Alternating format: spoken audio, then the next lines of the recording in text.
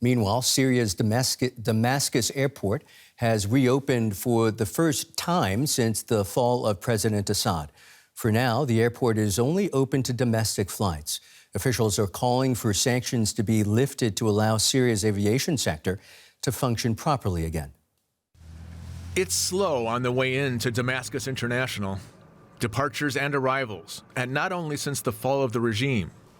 13 years of civil war preceded Bashar al-Assad's overthrow. U.S. and European sanctions limited where people could even go to or arrive from. The sanctions also meant there's been no chance to buy new Western airplanes or even spare parts for broken planes. Syria's main carrier, Syrian Airlines, according to reports, really has only 3 aircraft fit for flying. But change is coming. All pictures of President Assad have been removed from the airport and airplanes. Today, life is returning to Damascus International Airport with a domestic flight to Aleppo Airport. We ask all countries and friends to return to Damascus International Airport so that life may return to the airport and our beloved free Syria. And well beyond Aleppo, Damascus International's carriers are eyeing flights again to Arab countries.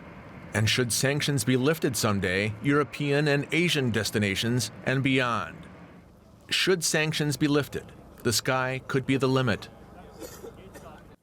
DW's Ibrahim joins us now from Damascus. So, the first flight at Damascus Airport since the fall of Assad. Is this a sign HTS rebel rule is working? Well, it's really difficult to make any kind of definitive statements about whether or not there's an effective control of this country and its infrastructure since the fall of Bashar al-Assad. But that's certainly the impression that Syria's new de facto rulers are trying to project into the world, if you will. And part of that is, of course, the resumption of operations at the Damascus airport today. They are on a, if you want to call it a charm PR offensive, trying to project a sense of control and stability and normalcy into the country, trying to show that they are capable of running the whole country as they did in Idlib province for years when it was not under Bashar al-Assad's control. So that's certainly the message that Syria's new de facto rulers are trying to project. And the reopening of the airport today is perhaps a small part of that effort. But running a whole country is certainly a different undertaking at a much different scale, I would say. Indeed. What is the state of Syria's transport infrastructure and what's needed to rebuild it? So the airport has reopened, and there are, lots of ministries and public services that HTS is trying to bring back into operations these days, in the direct aftermath of the fall of the regime. But when in our first early days here in Damascus, for example, Damascus is known for having a notorious, traffic situation, but certainly it was a little bit more out of control for the first couple of days after the fall of the regime. There are in some places no traffic lights, no officers on the street to regulate traffic. So, a bit of chaos on the streets here, but slowly but surely, HTS is trying to bring back order and normalcy back to the capital city. Well, transitions like this often mean opportunity. Who is vying for the contracts to rebuild Syria?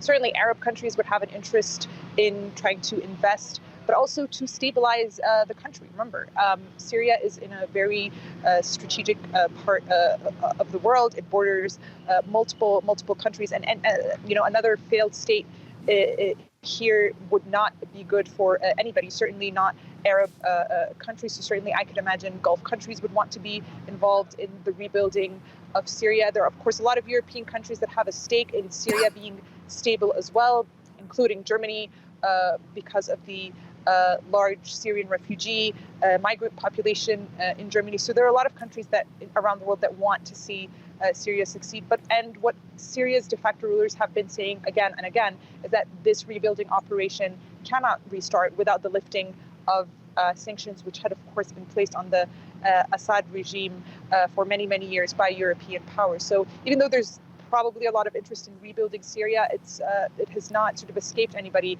that sanctions need to be lifted first before any of that could come to fruition. That's Aya Ibrahim in Damascus. Many thanks, Aya.